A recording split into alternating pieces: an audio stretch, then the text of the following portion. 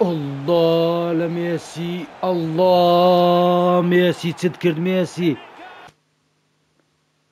سلااو هاوڕیانی خۆشەویستم خۆشحاڵم دووبارە گەڕامولاتان لە پارتێکی نوێی کارێن مانجر مۆد تۆتنام ئەنجامەکانی خراپ نین ئێستا لە پلەی چوارەمین دوای ئەو دوو برنەوەی لە سەرێک بەدەستمانێنا ئەگەنەتان بینیوە لە پارتی پێشودام نابوو هاوڕیانی خۆشەویست لە سەرتاکە تازێ بۆ کەناڵەکە لایک و سەبسکرایب لەبیر مەکە باکات نەکوژین و یەکە سە بچینە ناو یاری ئەو جارەمان بە جۆری ڕێزبەندی یارێکی ئاسانە خراپ نییە بەڵام یاری پاش ئەوە ئەگەر هەڵە نەبووم بەرامبەر ماچستەستیە بۆیە هەندێک یاریزان ئەوانەی کە ماندوونە تۆزە کوشیان پێ دەدەین چکە یاری ماچتەستی بەڕاستی ئامازمانە بیبینە چکە لە پێش ئێمە سێ خاڵەکە زۆر گرنگ دەبێت مێسی و موسیالە و یاماڵ ئیشاڵە جێمی دۆم دایان دەنیشێنین هەوڵ دەدەین زوو ئەنجامەکە ئەگە یەکلایی کەینەوە بەڕاستی گرنگ دەبێت بۆ ئەیمانە یاریزان پشوو پێ بدێت بەردەم یاریگای تۆتەنام دۆش و کوڕۆشی هاندەران خۆشحاڵن ئەنجامەکانمان باشە بەڕاستی کێشێمە نەگەرانووی ئیمباپەیە ئەو مسابیە لە کاتێکی زۆر خراپدا بوو يلا بسم الله. Guy Mowbray here for commentary with Sue Smith alongside me. And a live game from the Premier League on the way. It's Tottenham Hotspur and they take on Ipswich Town. Thanks, Guy. I'm anticipating a good match today.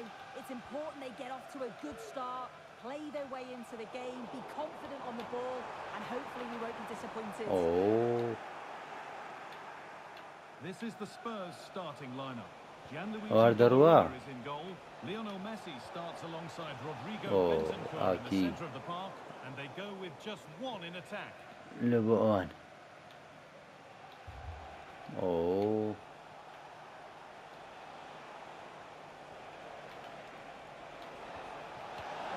نكي.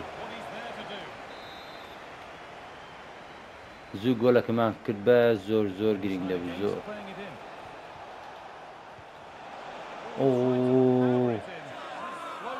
کاکە خولی ئینگلیزی بەڕاستی هیچ جیارێک جێسیقی نیە هیچ تیپێک جێسیقی نیە دەبێت زۆر ئاگادار بێت Yeah, 4-5-1. Those five across midfield will really need to support the lone striker though. Ensure they don't drop too deep. نا ئەو غەڵەتانە زۆر دووبارە دەکەینەوە.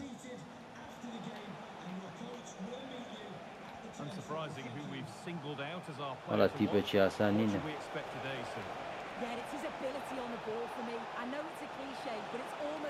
ئارێوەستەکە جیوەی تێدایە جیوە خۆ نەگیرە بەخوای زۆر بێهێزن ئەجینەوە بەرامبەر گۆڵێ ئەوە شود نییە لێ لە پلەی نۆزدەمە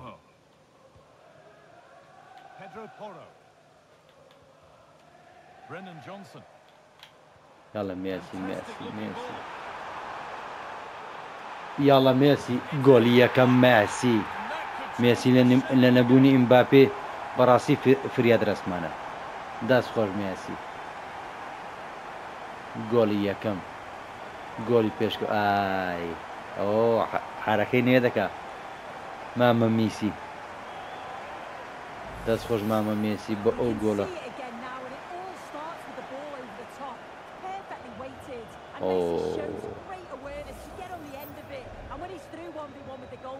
جوانە پاساتەکە ڕاگرتنەکە شوتەکە یەک لە یەکتری جوانتر دەست خۆش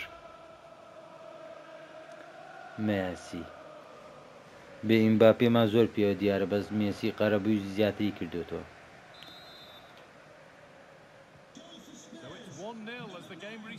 تقریبان 6 هەفتە دەبێ ئیمباپێمان لێ دابراوە 5-6 هەفتەیە زۆرە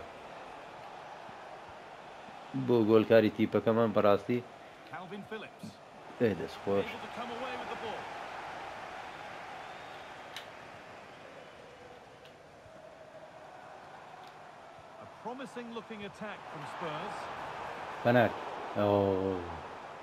پەنارتی ئەوە بە ئاسانی هەڵەی کاکە هەڵەی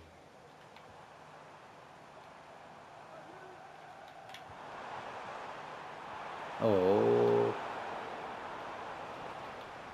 Musiala. نا غەڵەتی یاڵە دەی هاوڕێیان ئەی بەڕاستی تیپەکی ئاسان لە خۆمان نەشوێنین جێم یەکەم یاریەکە یەکلای دەکەینەوە. And the hard work pays off. They won the ball. Could turn out to be a really good ball. Pedro Porro. Promising position this. Now this has to be. یاڵە گۆڵی دووەم 2 to the good. هێرش بەرە یەدەگەکەمان Just a matter of keeping دەست concentration. خۆش ئەوە وا دەکاتن پشوو بەیان دەگیاری زەم دێن لە گوێمی دووە. Well, if we see it again, it's a wonderful ball in behind. It's a perfect way to pass. And what a finish. دەست خۆش It goes for خۆش power. It was ئەو no یاریە doubt. ئەوەی باشە کە دەرفەتەکان لە دەست نادەین. Putting through. ئۆ گۆرچی چی پێ نەکرا ئەو تۆپە نایەتە دەرێ زەحمەتە 2-0. بەس بەڕاستی تیبەکی یەکجار بێهێزن Phillips. هەر ئەوەش وای کردووە لە پلەی 19 من زەحمەتەوانەی زیارێکیان برد بۆتەوە Pushing forward. بردی The بێتەوە options available now. هەر ئەوەندە دەزانن هیچی تریان پێ نییە. And That's stopped for in their that's tracks for. with a change in possession.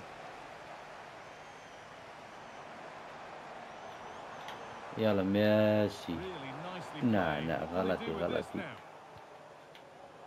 Excellent reading of the game to win the ball. Making decent progress here. ئۆ دیفاعیان هەندێک شتێکی تێدایە بەڵام خەتی پێشەوەیان بەڕاستی Room to خراپە. do something here. Players waiting in the centre. نانە ئارەخۆ ڕێگا نادە تۆپانە تێپەڕی.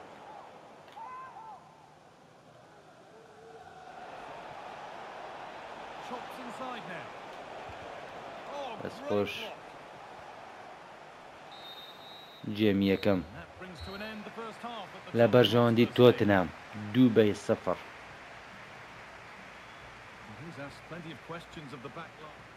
هیچی خۆی بە زیادۆ کرد تاوە کاتێواتۆ بە مێسی دانیشێنی جەمال دانیشێنی داویز دەبین کێشەمانە لامینە ماڵ ناوەڵەت کێشەی نییە بەس مازمەکەمان چکە ناچارین یاریدا توژیاری پێ بکەین ناچارین دانیشێنی ئارە خۆش ئارە خۆ یاڵە جێمی دووەم And there's the restart. ئەو جێمەی محاولە دەکەین ئەنجامەکە بێڵینەوە یاریزانەکانیش نە ئینزاری سوور نە پێکانێکیان توش نەبی زۆر میمە دەبەز بگێ It's all been sorted out. قوتیان by کەمە کاریگەری هەیە بێگومان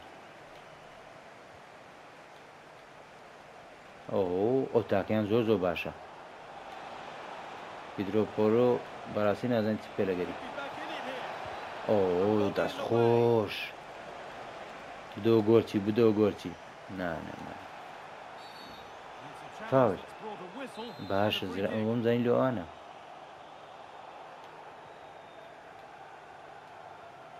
Just a friendly reminder that we have more Premier League coverage coming up for you here on EA TV as Spurs face Manchester City. Another match for your viewing pleasure. بە ڕێگای لێگرت Unable to find تەنە anyone with تۆپەکە that. جوان ڕووی He's in here. یاڵە گۆلی سێیەم یاریەکە ئاسانە وەک لە سەرتا گوتم That's got everything you'd ever want to see from a goal. Well, here's the goal again. What a No, ball no, this is. گوناحە Good گۆڵ vision نەبێ to بەس set باش up بوو the chance. ئەنانی And then نەبووی 2v1, the keeper has no chance, but they still یاریەکە have to stay ئاسانە وەکو focused سەرەتا and مەژەم finish it پێدا off, هاوڕێیان which they did with ease. بەرامبەر تیپی 19 یاری بکەی کۆتایی ڕیزبەندی بێگومان ئاسانترە فەرقێ لەگەڵ تۆ لەگە ماشتەستی یاری بکەی لەگەڵ لیڤەرپول یاری بکەی ئەرسنال مان یونایتد بێگومان جیاوازی دەبێت یاڵە لامین بقەوە تۆپەی یاڵە لیامین Now, what can they do from here? جوانە جوانە جوانە Bentancur ئەس دەینە چێ over the ball to the back post. ئەڵڵا And the defence tidies نا up نا نا nicely. نا یاریزانەکەمان دوور بوو وەڵا ئەوانە لە خۆرا دەیدە Costly. ئۆ Easiest of saves, but you'd expect سیقم پێ نەبووە ناچارم شوودەکە بکەم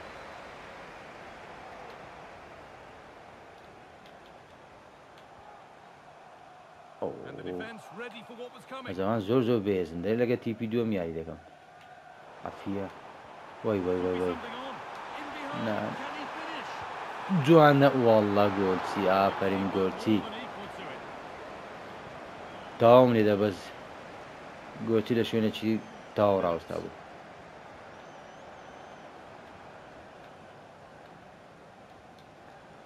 ئەو یاریە مەجای تیپی بەرامبەرمان نەدا بەڕاستی تاکیدی یاری داهاتوو بەرامبەر مانچستەر سیتیبی بەڕاستی زۆر زۆر جیاواز دەبێت Looking to create an angle. دەبێت ئێمەش جیاوازتر یاری پێ And the shot thwarted.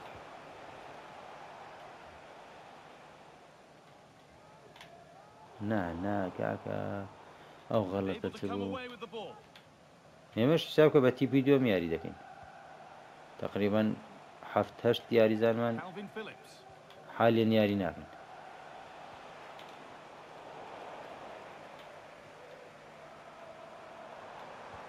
Good vision. والله جوانە والله جوانە And still لامین come. لامین یەماڵ دەگۆڵکە Defence does its work. یارزانانی دەگەکانم کەمتر گۆڵ دەچێنن Davis. Bentancur. نا Play just breaking down a little here. Now there could be a chance to counter. زۆر نەماوە یاری دواابێ عەفیە دەست خۆش Well, it was Oh, looking good. play Ultimately, dua. nothing doing.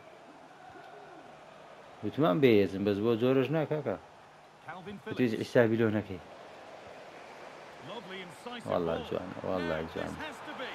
یاڵە گۆل الله والله گۆلچیان سێ تۆپی 100 لە سەتی دەرێنە And that'll go out for a Spurs corner. They've gone with a short one. Only halfway clear. لەکوێ ڕاحەتکە لەکەی لێدا Promising position this. نا Lost it there, and the attack ئۆفسای is دەکات over. والله عەفیە دەست خۆش هاوڕێیان دەست خۆش سێ خاڵی ئاسان و گرنگ Take the 3 points. Well, it was a very assured یاری performance, داهاتوو wasn't دەبێ it? خۆمان Particularly حازرکەین impressed with دڵنیابە یارێکی قورستر چاوەڕێمانە ئەو برنەوانە زۆر بە نرخن چکە تیپەکانی پێشۆمان ڕەنگە یاری قورسیانە بێ و لە دەست هاتینە پلەی دووەم هاوڕێیان مانچستەرستی لە پلەی سێمە یاریەکی ئاگرین چاوەڕێمانە یاریەکی ئاگرین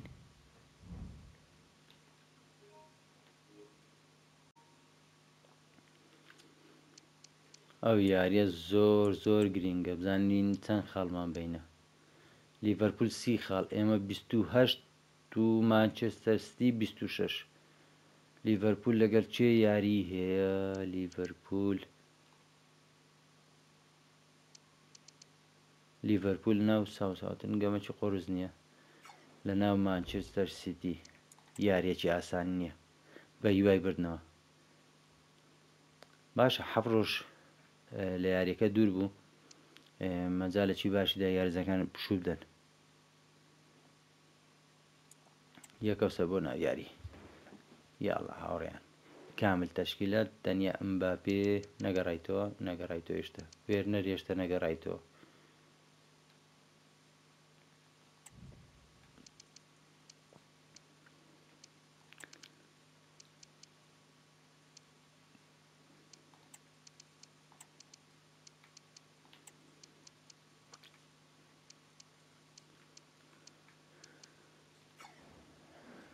تەشکیلە من عیبی نییە بازانین تاخمەکان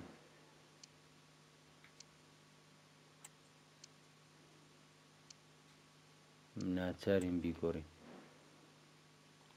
باش بوو لە بیرمانەکە دەنە تاخمەکان زۆر لێک نزیک دەبوو یاڵە ڕۆژی یاری لوتکەی پریمەر لیگ You just feel there's an extra edge to the atmosphere. لەجام here ئێمەیان at the دەرکرد Etihad. مانچستەر سیتی و Are گواردیۆلا Manchester City ئێستا going to کاتیەوەی prevail تۆڵیان لێ against بکەینەوە Spurs? بەڕاستی بەهێزە مانچستەر سیتی بە تایبەت ناو یاریگای خۆشی Stay tuned, it's live. یاڵە کامیرەکان هەموو لەسەر لامین یاماڵە Hello and so much to be یاڵە یاریە enthused about لووتکەکە tonight's contest کەی here at the home of Manchester City. لووتکەی I'm پریمەر Derek لیگ Ray, and with me here on the ئەو commentary یاریە box is زۆر Stuart گرینگە Robson. زۆر And it's گرینگە all ئەو about یاریە action نەدۆڕین from the Premier League in this case. It is Manchester City ئەگەر up نەشمان against بردەوە گرینگ ئەوێ Tottenham Hotspur. نەدۆڕین Well, both teams know they need to start the game well here. Try to dominate the midfield area and get their creative players on the ball. This should be an interesting ئۆ game. مێسی لەو لای دەرچوو ئەو ساید نەبا زۆر گرینگ دەبوو Introducing the starting Oh. players for Manchester City. Ederson is the goalkeeper. Manuel Akanji plays alongside Ruben Dias in central defence. And the idea is to have just the one Davies. striker up there trying to pose problems for the opposition. ئۆ Looking for the right angle. ئەوستەکەوە کاکەوەرە This is the starting lineup for Tottenham Hotspur. Gianluigi Donnarumma begins in goal. Lionel Messi starts with Rodrigo Bentancur in the centre of midfield. And in this tactical setup, they have just the one player. in یاریەکی attack. قورس Could cross it in ئەوەندە پاساتی دەکەن زۆر ئیسعادن زۆر مانچستەر سیتی زۆر ئیسعادە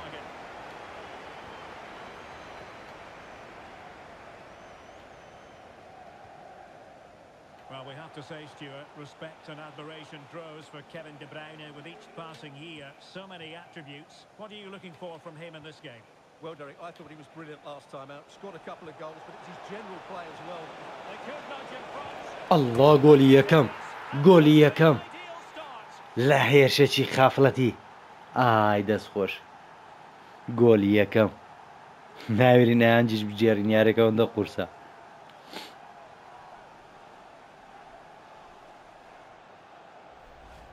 Well, let's look at this again. To pick out ئەو بینیە جوانە ئەڵڵا جەمال چ بینیەکتدا جەمال دەستخۆش جۆنسۆن نانە سەتا چل زیاتر شوێنی مباپێی پڕ کردوێتەوە لە یاریە بچووکەکان بەڵام ئەوەی لە یاری گەورەکەش خۆی سەلمان Promising City move.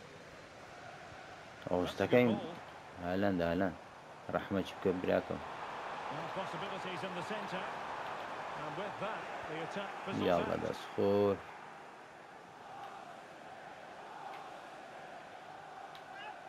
دەستخۆر جەمالی نازدار جەمال بینەکەتدا جەمالیشمان بەچاو برد And nicely over the top. فاول Free kick forthcoming. فاولی مانچستەر سیتی وەڵڵا زانی فاولی من And deep. نەکەی هەڵان زۆر درێژە ئای دەستخۆش کالا فیۆری ڕاستە خۆ تۆپەکەی فرێدا دەرەوە هەتا بڵێ یاریێکی قورسە هەتا بڵێ قورسە Foden. ئەو A Spurs free kick is Tiens. going to be. فاول ئۆفساید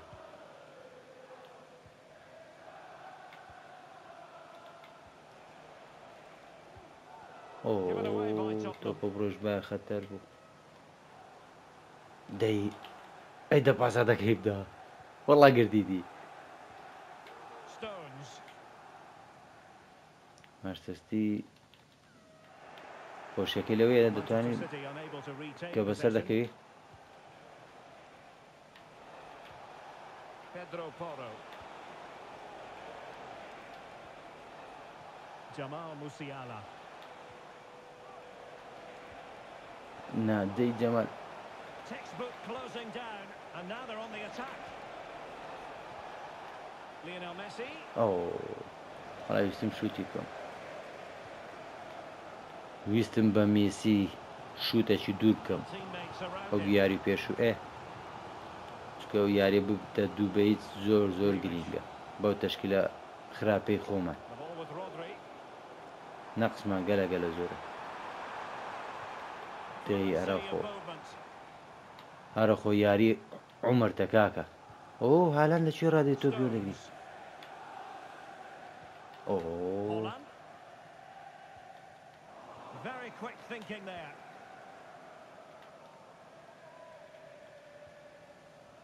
Alphonso Davies. It's with Bentancur. هەر مەجای هیچ نادەن خۆ مەجال نادە پاساتەکەی بکەین کاکە On to Messi. ئاژنا Good use of the ball as they look to extend their lead. It's there for یاڵە جۆز وەڵا نەی هێش شوتەکەی بکەم class defending. زۆر بەهێزن زۆر Now he must favour the cross. یاڵە مێسی مێسی دەی مێسی کات تۆ لەکوێت تۆ وەڵا مێسی لێی دارین زاری وەرنەگری زۆر زۆر باشە Foden. هەرە فۆدینە زۆر زۆر مشکلیە لەکوێت تۆ پێوە دەگری And now Stones. زۆر ئیسعادن زۆر ماچە سەستی وەزعمان باش نییە ئەیە دەست خۆش هیوا هەڵیان خەڵەتێنی دەنا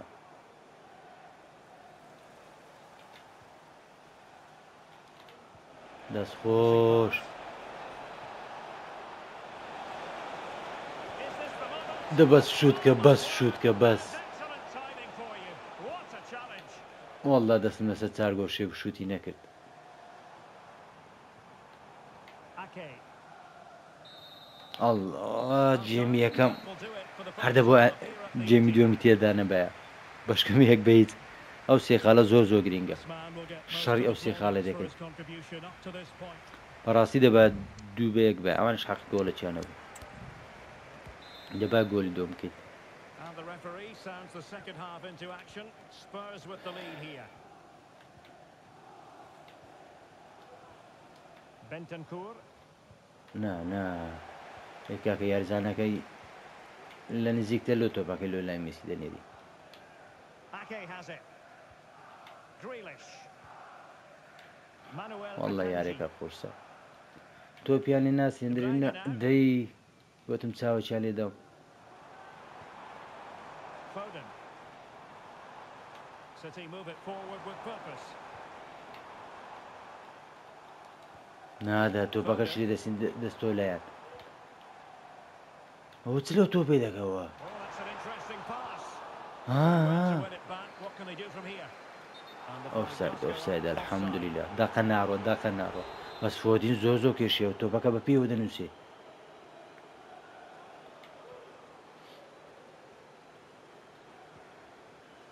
Ronald Araujo.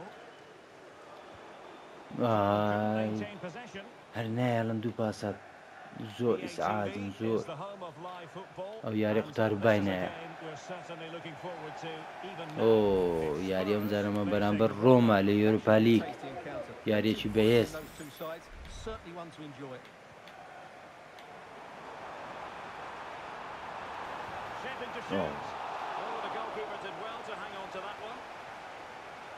Pedro Porro.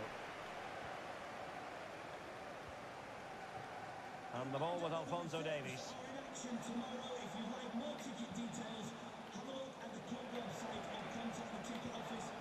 Lionel Messi. مێسی الله ئۆفسایدیش نەبوو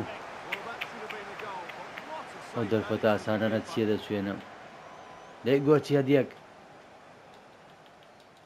ئەدەرسۆن هەدیەکت دابایەمە Given away by City. Alphonso Davies. Jamal Musiala. ئەی فاول فاول Passing it well.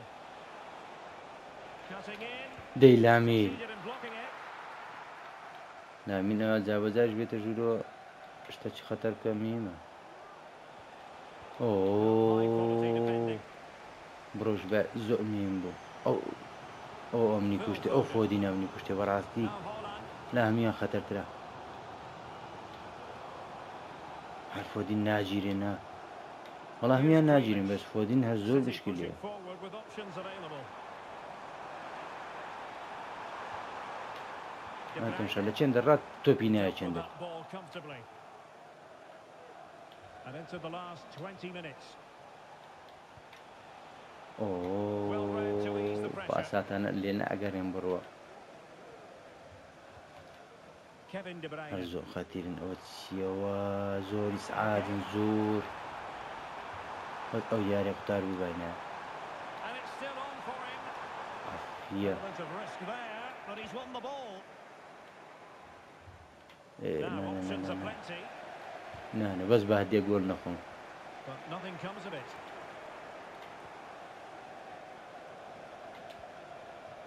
Musiala. دورة بس أكو دافيس كاكا And the ball with Alphonso Davies. Bentancur. أوف زور قرصن زور ده بس باس هذا كيف كاكا إيشي تو بس أوي توبا كيف قرينيو Jack Grealish.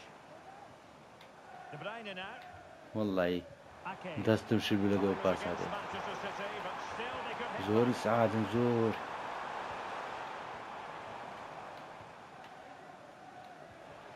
إنا فراسي زور إسعاد زور ده دستم شو بدست Haaland. It has to be. أكي أعرف والله بونو عينبي براسي كنترول ناقرين وانا Lionel Messi. Good ball over the top. أري والله A chance. كرة درفت الله Finish this as a contest. Once تعويز ناكريتو جول كربا بردنو صد لصد مسو قربي 5 دقيقة ماوا Hit the target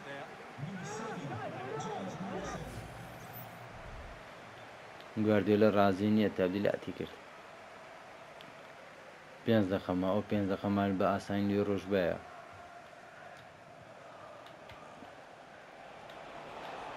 Oh, good strike. الله لە مێسی الله مێسی چت کرد مێسی لە چ کاتێک مێسی مانچستەر سیتی کوژت مێسی الله لە کوێن دەڕا ئۆ گۆڵ الله لەم گۆڵە جوانترین گۆلی وەرزەکە الله To the initial shot. He's so تەسەوڕم نەدەکرد بەڕاستی الله لەم گۆڵە الله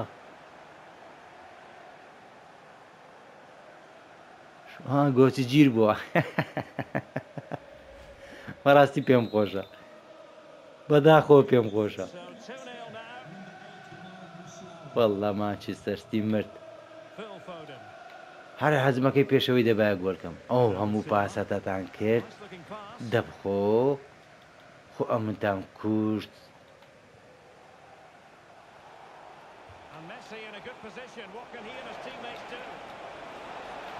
يلا جمال الله ستي شانسية والله سيتي لنا اتحاد دوو بەهیچ دەقەنەمە هاوڕێیان برنەوەکی بەنرخ بەس والله و شوتەی مێسی چ بوو ئەوە الله پیرۆزە پیرۆزە پیرۆزە الحەمدولله الحەمدولله لەگەمەکی یەکجار قورس قوتار بووین بەس بەڕاستی ئەو گۆڵە تایبەت بوو هەرێ ناتوانین دووبارەکەینەوە الله بەس گۆڵەکەی مێسی گۆڵەکەی مێسی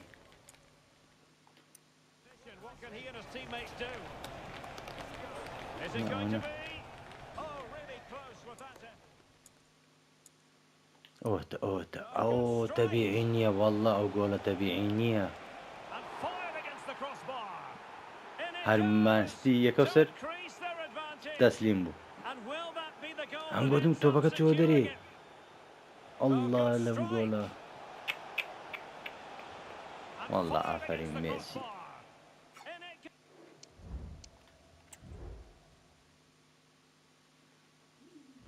ئەو یاریزانە نازانێ پێرگون چییە بەزراوەسێ شوتێک بکە بەسە دوو ئیمێل هیچ نییە هاوڕێیان بە پارتەکەلەوەی زیاتر درێژ نەبێتەوە دەگەڕێم وڵاتان ئینشاڵڵا لە پارتی داهاتوو وەک پێم گوتن لایک و سەبسکرایب لە بیر مەکەم بۆ ئەوی بتوانین بەردەوام بین بە شێوەیەکی باشتر تاڵقەیشی تر خواتان لەگەڵ